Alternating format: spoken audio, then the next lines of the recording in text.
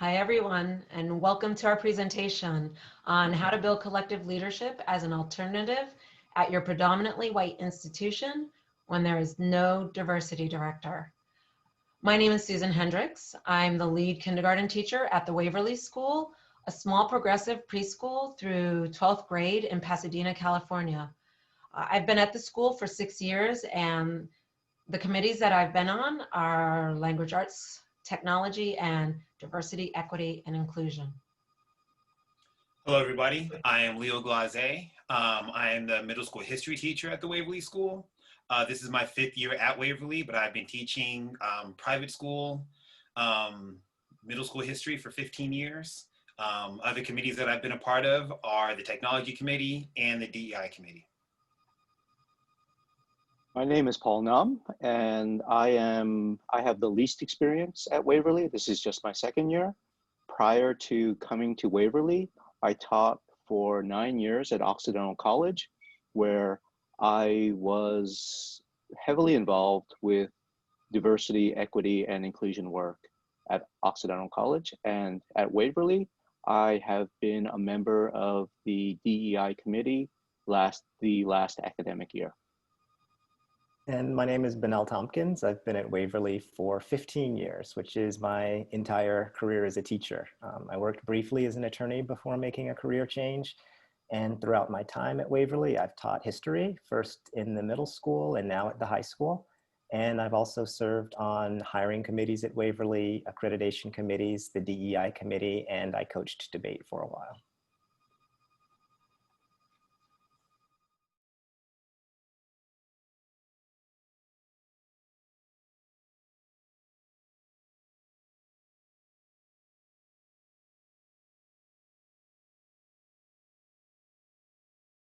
Right?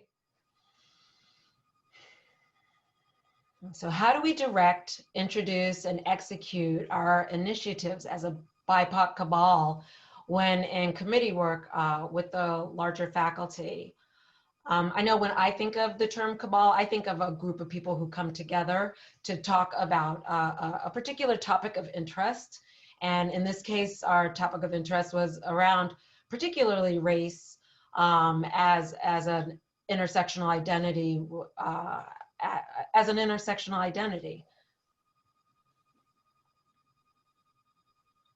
And I think the use of the term cabal is quite ironic because for me, Susan, the term cabal brings up images of these like smoke-filled rooms of, like the old white boy network where they decide things in secret, which is very much not what we are, or so I believe. Yeah, I agree with that. I think for me, a big part of our work together isn't just the intellectual part of it, but it's just the emotional and sort of spiritual support and care that the four of us offer to each other. Doing this work at a predominantly white institution for an individual would be extremely hard. And so the four of us, in addition to working together to bring about change for the school, have been able to support each other and keep each other going throughout this process.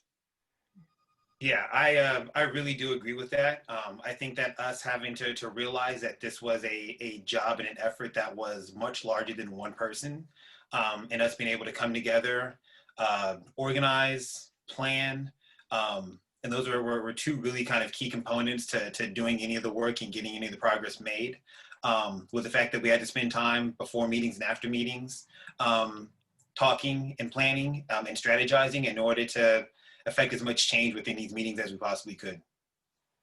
Yeah, and Benel, if you don't mind, I know that PWI stands for predominantly white institution, but a good friend of mine, he translates that as purposely white institution, which I think is quite apt, to be honest.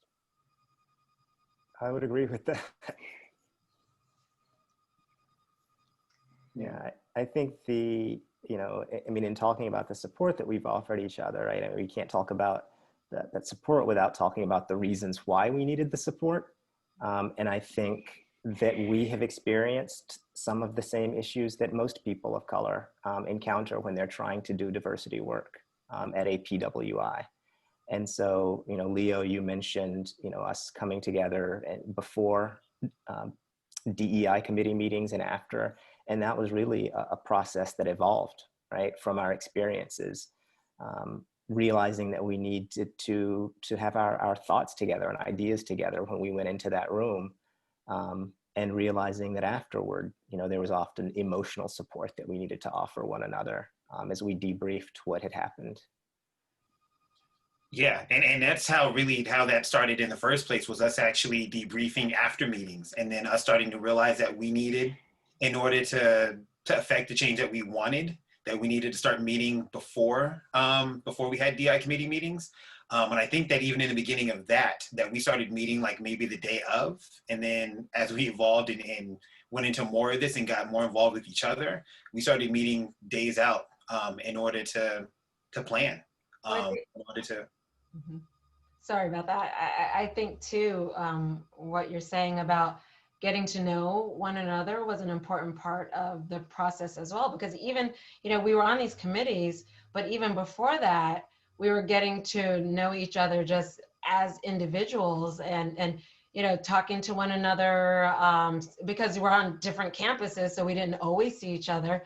But, when we had the opportunities, whether it was after school or at lunchtime. I know that just we were talking to one another and having conversations as individuals, and I think that also was something that really kind of helped us come together as we started working a little bit more so on diversity, equity, inclusion, and working on the committee together. But I think that having that interpersonal kind of connectivity that we were building over the years, I think that was a significant piece to what brought us together. And I think then with Paul, with the advent of you coming on board, it just kind of helped solidify who we are as a collective, collaborating together as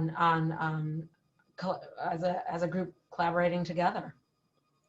And Susan, I am not a morning person, so I have to say that we used to meet like an hour and a half, 2 hours before school started to plan for these meetings. So I just want to get that in there too. I think something also interesting to think about is the fact that Benel brings this up all the time about like our mask and what we kind of bring with us.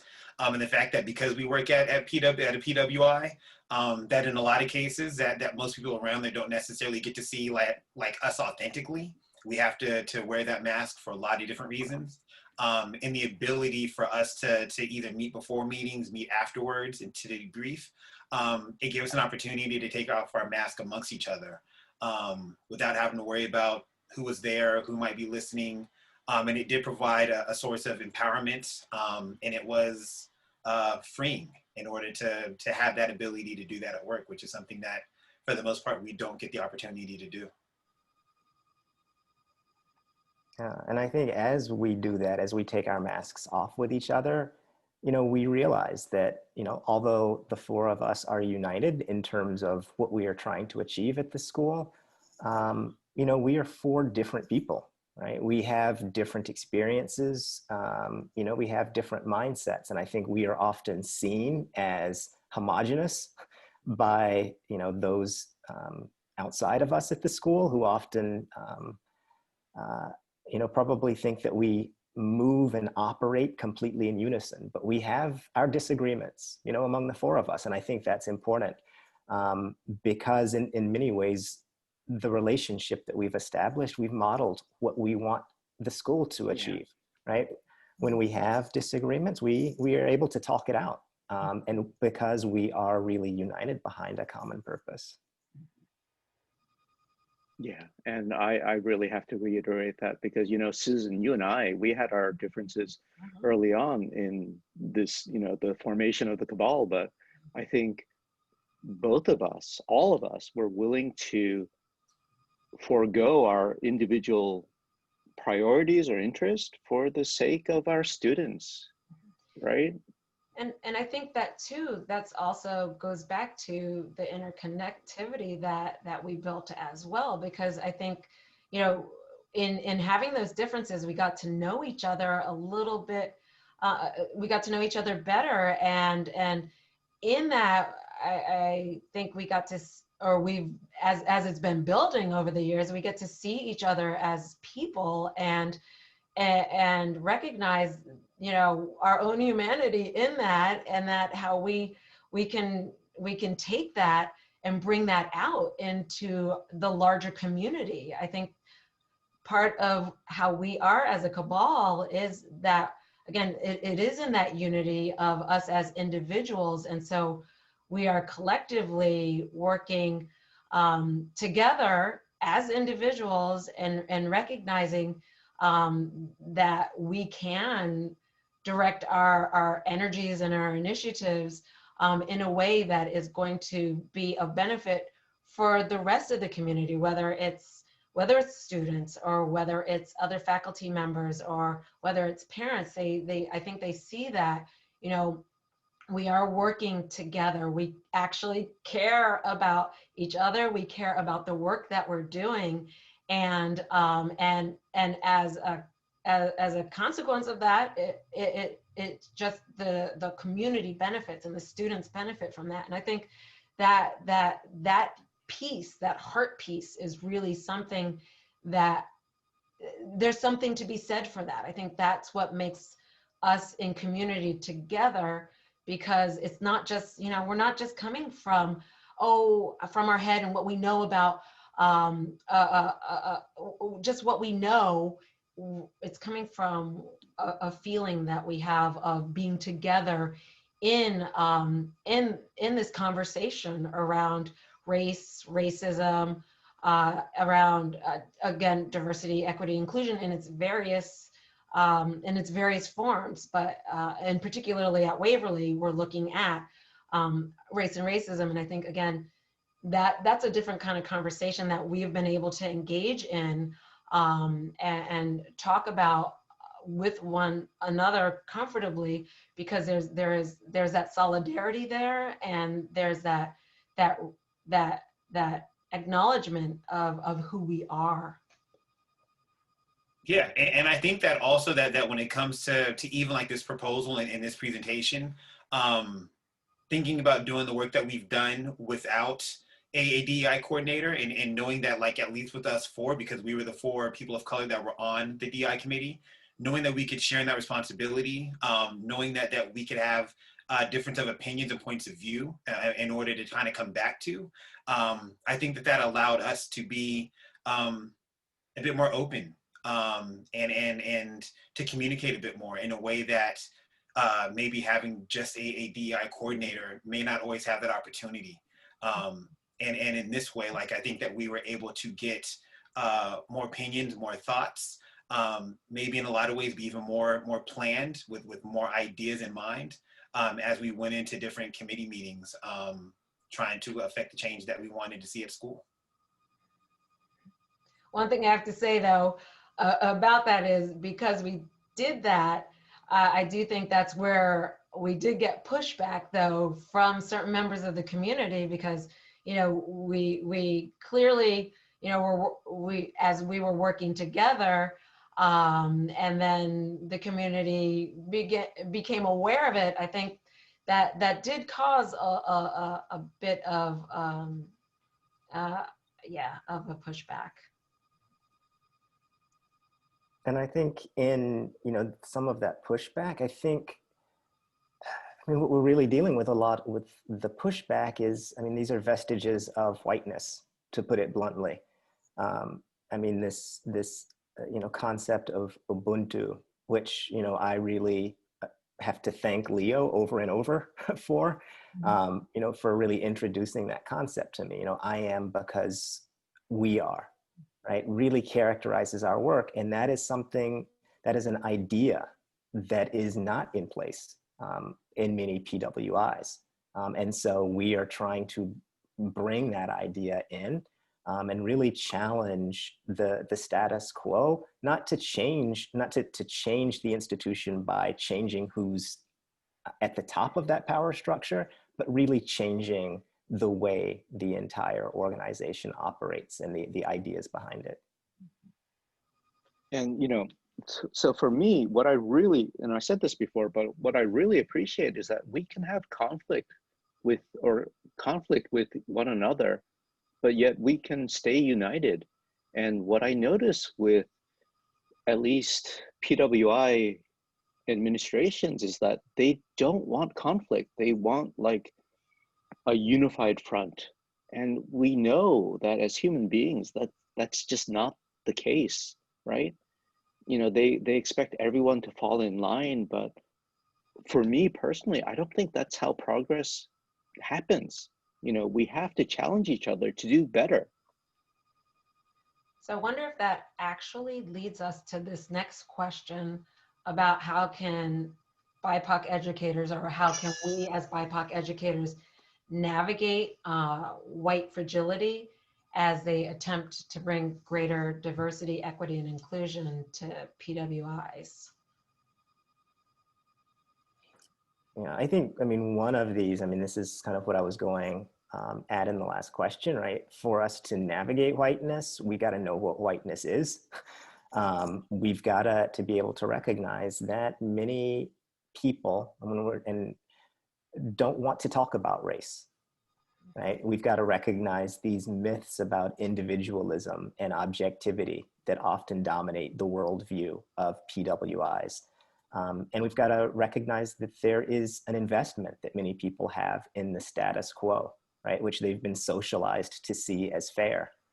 And so, you know, how we begin helping those in power at institutions recognize those themes, I mean, that's a big part of the work that we did last year, especially.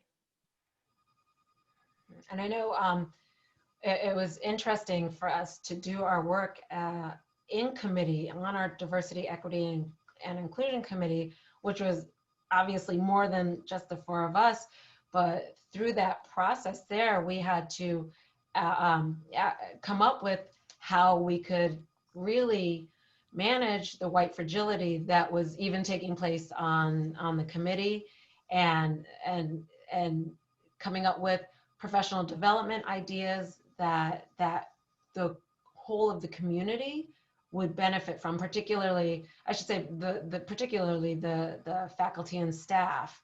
And coming up with that, it was about educating white people on themselves and how to do that in a way that, again, there wouldn't be huge pushback, and that it was in consideration of their whiteness. It definitely centered their whiteness because, again, yes, we're at a PWI, and how to center, how in centering that whiteness, how to talk, how to get them to talk about their whiteness, and of course introducing someone like Robin DiAngelo and white fragility was a way that we thought could push the community so that these conversations could begin. And we had to balance that with the fact that, okay, we're at our predominantly white institution, different faculty members are in different places in terms of their own racial awareness. Yeah, in thinking back to even our professional development that we put on in February, even thinking about like where that came from, and I think that came almost organically from what we had seen.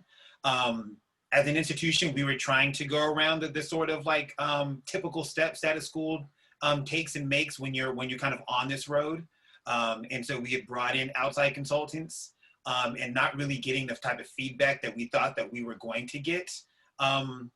I think led a lot of people on the committee to believe that, you know what, that we have enough expertise and enough motivation within our committee to do some of this work ourselves without having to spend the cost in order to bring in an outside group, when we thought that we could do it just as well, or not better than what they could, with a little bit more effort. And that was something that we spent about a little over a month planning and organizing. And even that didn't go without its own kind of issues and bouts of conflict. But seeing that the final product and what we were able to put together, I think was an amazing experience. And it was freeing, and it was liberating, and it was extremely empowering to know that that we could kind of live that example, that in order to do this work, you don't have to be an expert. But you do have to put in the work on yourself and put in the work and have conversations with others. And in doing so, with planning and with strategizing and with talking to people, that you can get, progress done without having to necessarily spend out of pocket in order to bring in experts in order to help you do the work. That there are in a lot of ways, a lot of experts that may be already on your campus that maybe we just haven't tapped into because we're so kind of fixed on the typical model of what this road looks like. I just want to, and I agree with you completely, Leo, but I just want to bring back the fact that what I can't get over is that we recommended that the white people at a PWI read a book by a white author, and we got so much pushback on that, that point. That was just unbelievable to me. Don't I nobody still want to can't read believe it. Nobody wants to read books anymore. And Paul, I mean, we did get pushback, and I can't imagine the pushback that we would have gotten if we had tried to introduce a lot of those concepts ourselves, right? Like, I mean, I was saying yesterday that in some ways, Robin DiAngelo in White Fragility was like a Trojan horse, because had we, I mean, we were the only people of color on that DEI committee. Had we tried to start bringing in terms like white women's tears and silencing, I think it would have been perceived as an attack.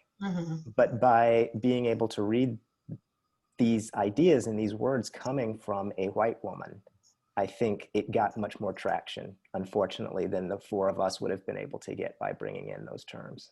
Honestly, Benel, I don't know how much of it sank in, because maybe they didn't read it. I don't know.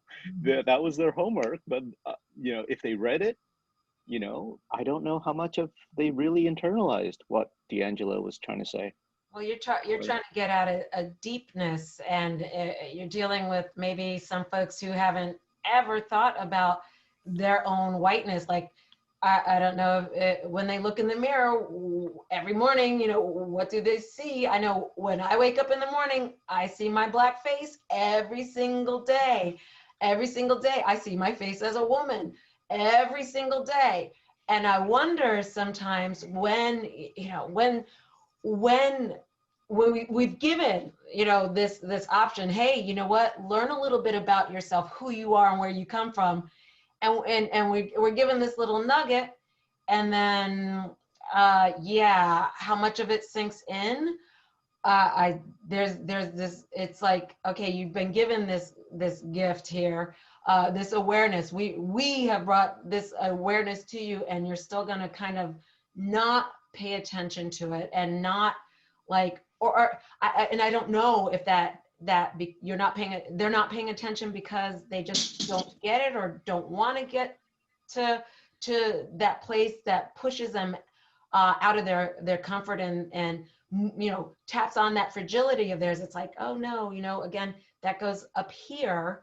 Let me just make it like intellectualize it and not bring it from the heart, and recognize again that this is work, that it's internal deep work that as individuals all of us have to do, and particularly white folk need to do that. They need to hear what we're saying and recognize that, oh, this is to benefit the whole of the community in order for us to go forward.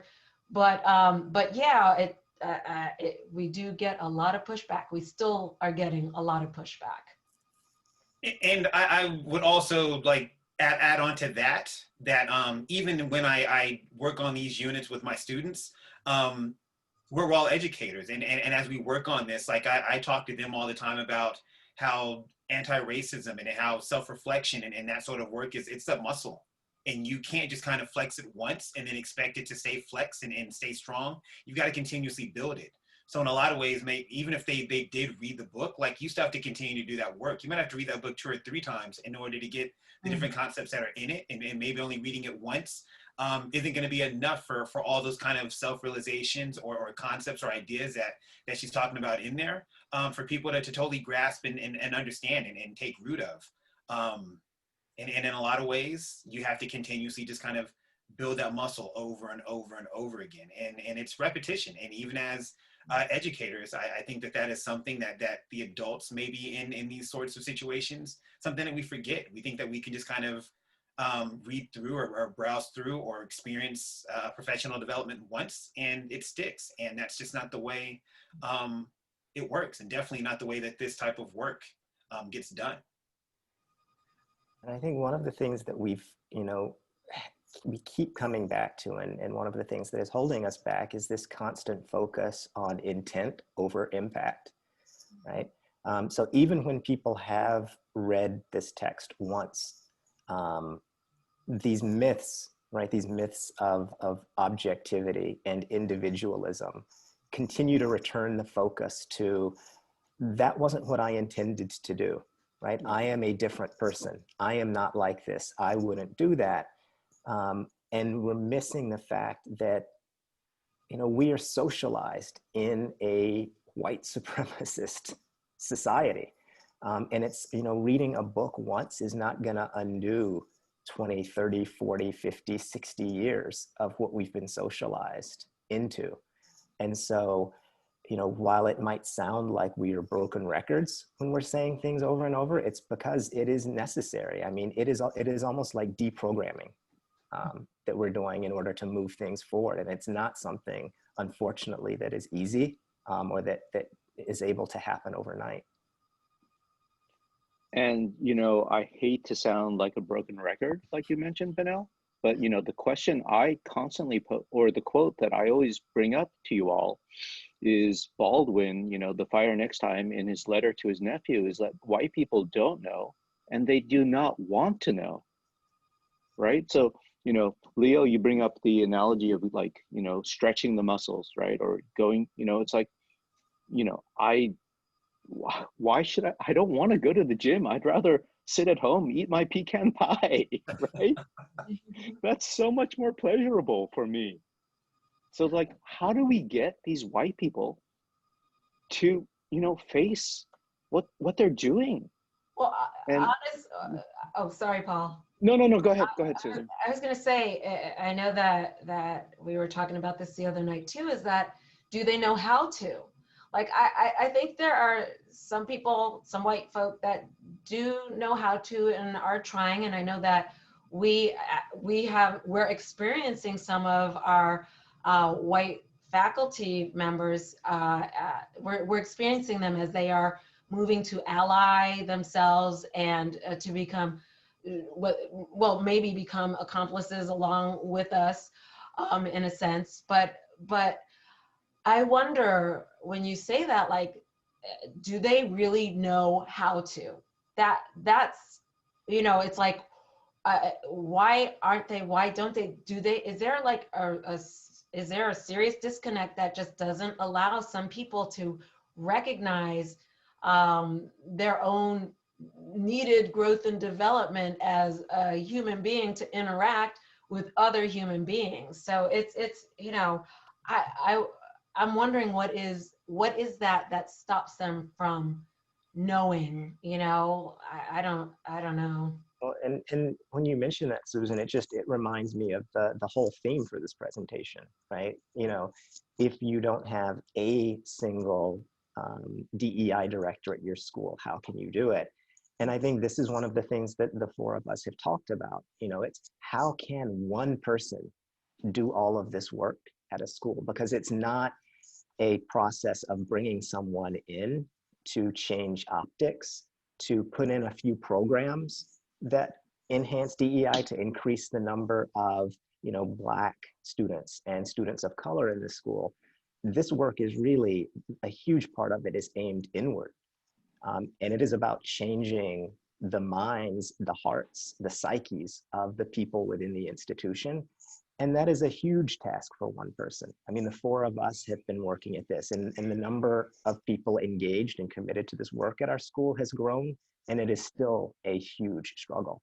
And so I am constantly asking myself, how in the world can this work really fall on the shoulders of one person? So I think that actually leads to our third question that we've been thinking about, which is lacking designated leadership for DEI. How can a group of dedicated faculty and staff affect change in a predominantly white institution?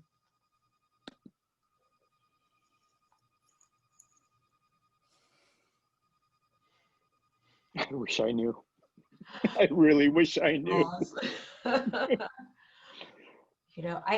I think what we do is we continue, which sounds redundant, but we're working together as a collective. I think that we have modeled that for other faculty. We have modeled it for our brown faculty, and we've modeled it for our white faculty that are now allying themselves. And I think that regardless of pushback that we maybe have received, let's say from administration, I think that it's through our teacher leadership that we really are able to show our colleagues how or what it means to work together, to get to going back to getting to know each other personally, professionally, and building relationships that are more than just singular kind of siloed relationships, but rather, again, yes, as individuals we have relationships, and then we have a relationship within our group. And I think that is definitely, that's one of the ways that we can show our leadership without it having to be centralized, let's say just even around one of us. The fact that we represent the different divisions at the school, and that we're not necessarily even on the same campus, but yet we are able to come together to try to affect change. I think that's part of how we do our work and keep it moving, keep it going, even when there are moments where it's difficult, to say the least. Yeah, that collective support that we can provide for each other, I think is so critical in doing this, because like you said, Benel, like this work is exhausting, and it's forever work. It's work that never stops. There is no ideal destination where like the road of anti-racism ends and you're just done.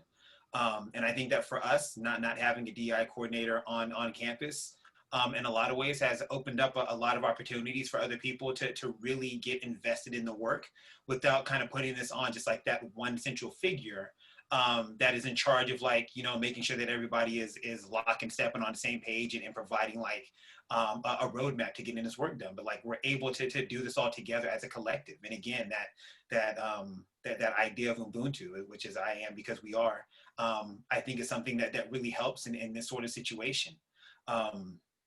When it comes to doing this work, we know that it's tough, and we also know that as we look back on especially like the last couple of years that we've had together doing this, that we can look back and see a lot of progress and a lot of growth and a lot of accomplishments. Being able to put together professional development day that went off really well.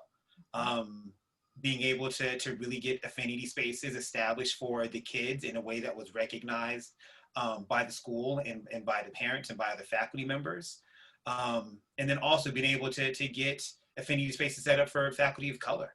And then seeing how those spaces led to the white students and white faculty getting their affinity spaces up and running as well. And there was a kind of like a collective growth. And I think that is something that should be celebrated and thought of and revered, because again, we don't have that one central person that is a professional, and we were doing this all as people that just wanted to truly and authentically get some work done. So. It is definitely, thinking about this and in the way you just put it, Leo, I mean, it's just reminding me that the change that is taking place at our school has not been a top-down approach. It has actually been a bottom-up approach. And we've seen that. I mean, this year especially, the level of engagement, of activism on the part of students, on the part of parents, on the part of this growing network of faculty of color on campus and our white colleagues as well, really taking up these issues and running with them, and bringing in all kinds of ideas about how to bring about change. And it really is it is a true grassroots effort that is working, and that's alive now. And, I've mentioned my concerns about having a single DEI officer or something, right? It's because, one, if you have a singular DEI officer, they're expected to be the savior, right? They're expected to save the school in terms of diversity. And this is work that every single faculty member, staff member, adult at an independent school needs to engage in earnestly. You can't have, we're not going to get Jesus Christ to come and save Waverly. That's just not going to happen. And so that's, it just solidifies the attention to one person. So that's my big concern. And then especially if you have an administration that is recalcitrant, and I'm not saying that Waverly is, but if you have a hypothetical administration that's recalcitrant, then they'll hire a DEI person just to check it off the list. Say, look, for the PR purposes. And it's just performative. Oh, I had to ask you, just recalcitrant. I am not quite certain what recalcitrant means in terms of administration. Stubborn, not willing to change. Ah, okay. Thank you. Yeah. So, that's what I'm really fearful of. Just all these changes or supposed changes are performative. It's we all need to go really deep into ourselves, to change institutional racism, systemic racism, right? And it's not easy. But I do want to say that honestly, I don't know if we can change Waverly, but I am so grateful to have found people like you that, we support each other. And, it's I know it sounds like a cop-out, but, we're not going to solve racism at Waverly. Well, that goes to the US too, but yes, of course. But it's the process of doing so that I find meaning in. And I am eternally grateful to have comrades, conspirators, I don't know what, brothers and sisters, quite honestly, in this journey. Yeah, family. It's coming from the heart, and that's what I will always go back to. I think this work is heart work. It's hard work and it's heart work. And I think that that in a way, I think that's what can be perceived almost as a threat from leadership, because we're coming from the heart, we're building a heart. And again, if you're stuck just up in your head, you can get up there and freeze. And the heart is a very warm place. That is where we're coming from. And it is, I agree. I mean, I feel fortunate too that we have been able to come together and to have these conversations and to be real with one another. And there's something about that I think that if you can find, if you're able to find that in your workspace, to build that kind of camaraderie, just it makes the work that much more meaningful. Whether or not, like Paul, you're saying, whether or not Waverly or any predominantly white institution really, bridges that gap in terms of how they deal with race and racism, that is the larger societal problem that we have here in the States. But at least we have within our community, we can build out that counter to that. We can work together and really, again, show our colleagues what it means to work with passion, to move things, to get people to be a little bit more woke, so to speak. Yeah, and I think that this model serves as a way to empower others. I think in oftentimes, I think even with us four doing this work, sometimes it's really hard to kind of see the forest through the trees. And as we're kind of sitting here kind of recanting and talking about what we've gone through and kind of recanting this journey, we've accomplished a lot. And when I say that as we, like, I'm not even talking about just us four, I'm talking about like the greater community. We have created an environment where people now feel like they have some agency and some power and are mobilizing in order to try to get work done on many different fronts. And that was something that a year ago we didn't have. In 2 years, 2 years ago, we definitely didn't have that. And so being able to look back on that and see kind of where we started at and look at to where we are today. And even though we're not as far as we would like to be, we've still made some significant progress, and the work doesn't stop, and it will always continue. And it might look a bit different in the coming days and weeks and months and years, but we've got the engine started, and hopefully it continues to lead towards more progress for everyone. Because at the end of the day, like we are doing this in order to try to help serve the most marginalized peoples of our community, and that's where we get back to at the end of every single day. And that's what makes this work very meaningful, and that's what brings us back together, even on topics or days when we don't agree. It is us wanting to do this at the service of others. Our students. It's for our students. Yeah. I think it's for all of us. I think it's for our students, of course. And I think it's just for us as people as well, to do this work and to just to bring about change. I mean, when we look at our students and we look at ourselves, what a disservice we do if we're not doing this work. I think that it's yes, of course, for the kids, but just for our own human spirit to do this as well. So I have one last question for y'all. Oh, sorry. Oh, sorry. So I agree completely, Susan. It is for all of us, but I think because well, maybe not all, but the vast majority of independent schools, they prioritize students, so we can use that rhetoric of for the sake of the students, or all educators can use that rhetoric of for the sake of the students to try to affect this change, right? Because this is something even a recalcitrant administration will not say. It's like, we're not going to do it for the students, right? So yeah.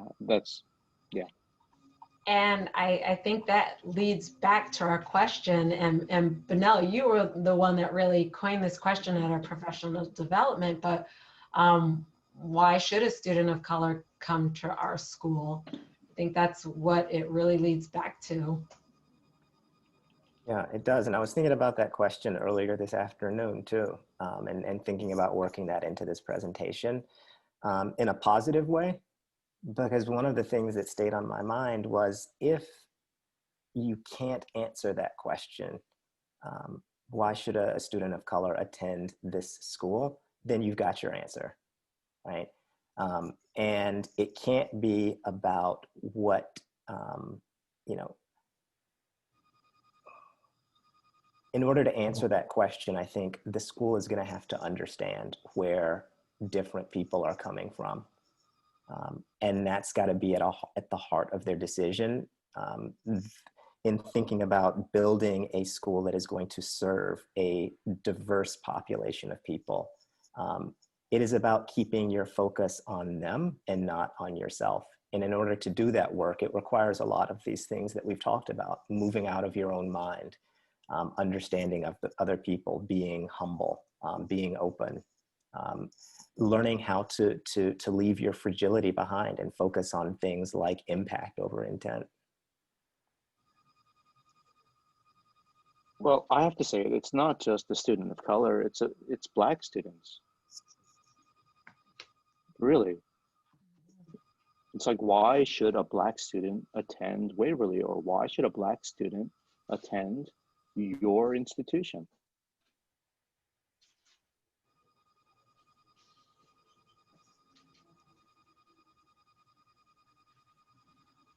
All right, y'all, so I'm going to ask my last question, which was not one of the questions that we submitted here, but okay, so how tired are y'all?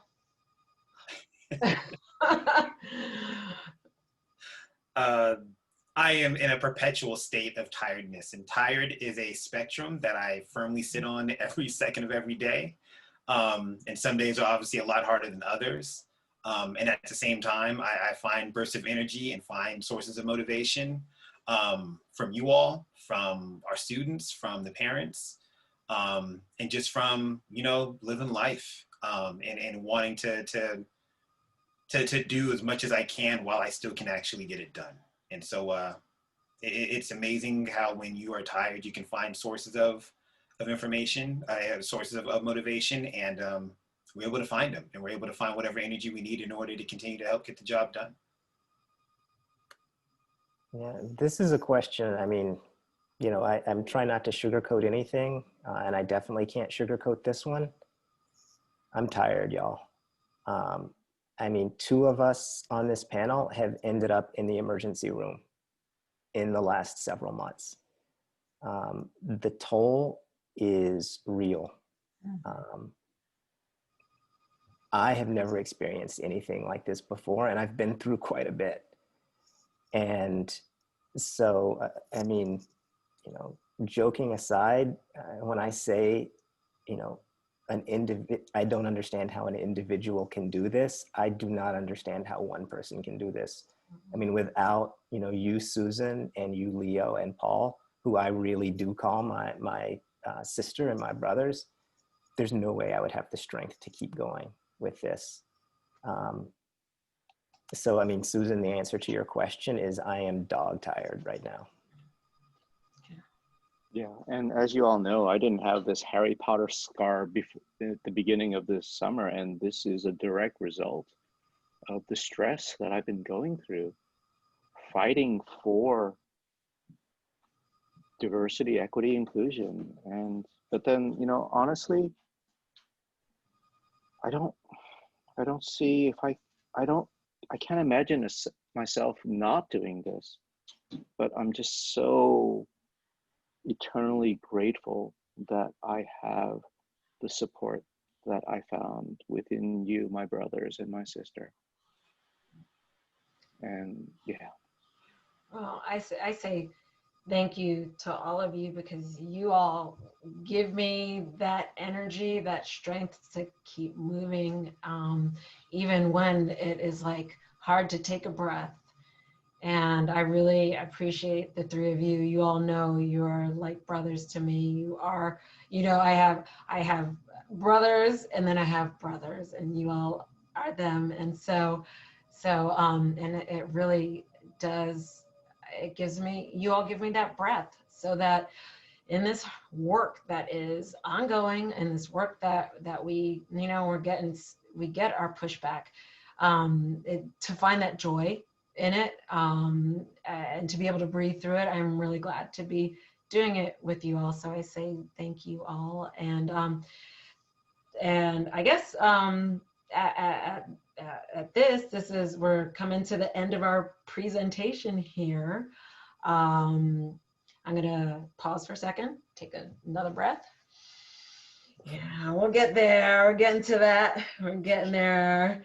You all, thank you for coming and watching our video. We'll leave some information if you want to reach out to us and continue the dialogue and hear about like what really went on over the course of the past year or so. We'd love to chat with you a little bit more so about that. This format kind of makes some of the conversation a little bit, I guess, restricting, but yeah, we would love to share more with you. And again, that information will be coming. All right. Thank you and bye. Thank you.